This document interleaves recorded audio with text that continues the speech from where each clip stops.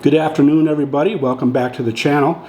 Sorry about the noise. I got a refrigerator running and the furnace going right now, so it might be a little hard to hear. But the purpose of this video is to talk about how I got started with the equipment that I use for my YouTube adventure here, vlogging, if you will. And again, I'm not an expert. I'm not a photographer. I'm not a videographer, anything like that. I just grabbed some stuff and started filming, and which I highly recommend. Just do it if you want to do it. It's not that difficult. I started with a GoPro Hero 13, and I used the associated audio with that for a while. That was terrible. And then I upgraded to DJI, these little mic 2s, which are wonderful. They work great. Come in a little kit like that with the adapter that goes on the side of the GoPro. The GoPro is a pretty solid piece of equipment. If you're doing this type of thing, close-up shots, you know, having it in your face, or if you're moving around a lot, the GoPro Hero 13, you could go all day long with that. But I found that, you know, when we were traveling and things like that, I wanted to have something a little bit more, I don't want to say professional, but just maybe a step up. So then I got this Sony, it's an EV E10, I think so. If I can read that, let me grab my glasses here. Yeah, ZV E10. And that came with a 35 to 50 lens on it, and it also came with this kit lens, which is, I think it's something like, well, it's 255 to 200. So it's got a little bit of a telephoto to it, and that's better for like wildlife, things like that. If you want to get a good picture of, you know, I've got some really good stuff of crows, and some stuff from Yellowstone that I'll probably be showing here as we're talking about it. If you're doing like elk and bear and deer and stuff like that, the longer lens gives you a little more reach and lets you really see the stuff. And then I had this mic put on. It's again a little aftermarket mic. It wasn't too expensive, but I added this because on the go I wanted to be able to not put the mic on all the time and the wearable. Instead, try to use something like this. Now this is, you know, uses a hot shoe, which is nice. It just sort of connects to the camera. When you turn the camera on, it turns on, and it works pretty good if you're in front of the camera. If you're in front of the camera, it works great, like for vlogging, that type of thing, sort of like what I'm doing right now.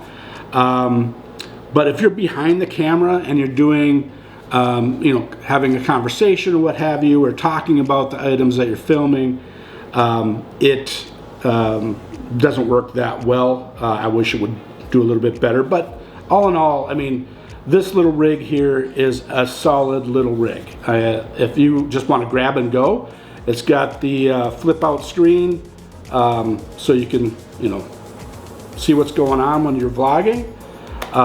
Very simple. This thing is point and shoot, and I mean, for a beginner, this is the camera. You know, it's got swappable lenses, as you see. It has 3 modes basically. It has, you know, photographs, it has movies, and it has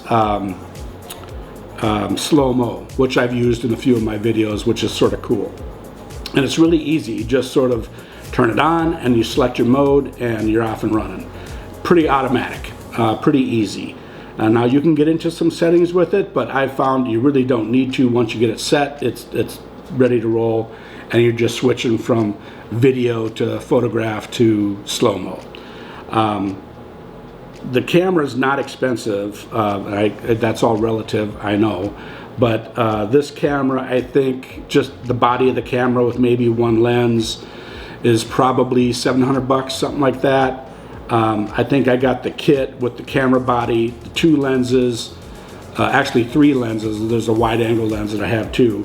I've got all that for like 1,100 bucks. Some other little accessories and stuff. And it is very small, light, and compact. So you can throw it in a bag, backpack, guys, gals, you can throw it in your purse, fanny pack, whatever. It's pretty easy to move around and hang on to. The video's good quality. You've seen the videos. If you've seen my videos, it's 4K, so it works well. 4K on the Hero 13 as well. That works really well. And I haven't really tapped into a lot of the settings on the Hero. I'm going to do some of that this year. One of my goals is to be a little bit more next level when it comes to videos. You know, and I did upgrade to another camera. I did buy a Canon EOS R6 Mark III, which is what I'm filming on right now. And again, it has another hot shoe mic that I bought as well. It is a big upgrade, and the reason I did that is because I want some, you know, professional looking photographs, headshots, things like that. And then the video, I believe, is 6K. So you can and you can do this all in RAW versus just JPEG or MPEG-4, and you can really adjust the composition of the photograph or the movie. I haven't got into all that yet. I am just learning, and but there is a ton of data out there online, YouTube, that type of thing, and boy, I've just been inundated with the information. But there's some really cool stuff that you can do with the upgraded camera that you really have to probably work a little harder for on the little stuff. But again, to get started, these two options are awesome, and you could just stay there and use the GoPro Hero 13 or this camera. And if I had to recommend just one of these two options, I would probably recommend the Sony. Just because of the swappable lenses, because you can reach out and see things. If you're doing this, you can go from a zoomed in version to a wider angle shot. It's great for vlogging. The GoPro can't zoom, and you get just the wide shot all the time. If you want to zoom, you're gonna have to do that in your editing software. And I use DaVinci Resolve, which is a free software, and it is way over my head, but I am learning to use it. I started using CapCut. I don't know if any of you guys use CapCut, but it's Chinese freeware, but it also has a paid version, and you can do all kinds of crazy little things with it. If you're using the free stuff, it will watermark your videos, and I just didn't want that. So anyway, I think that for a beginner, the Sony ZV E10 is a great option, super easy to use, just a standard SD card, and away you go.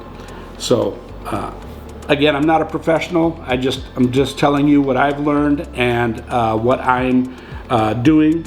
And what I will probably do coming soon is probably show you the differences in what the Sony looks and sounds like versus the GoPro looks and sounds like versus the Canon. So I'll switch the video around on all three of these so you can compare and contrast and see what makes the difference. You know, a lot of people probably aren't going to go to the robust R6 Mark III, you know, 40 megapixel, you know, 40 shots a second type of thing. You're not going to use all of that, and they are expensive. But if you have the means and you like to play with stuff, which I do, check it out. And hopefully this short video was just informational enough to get you started, and that's the key. Just get out there and start doing it. Have some fun.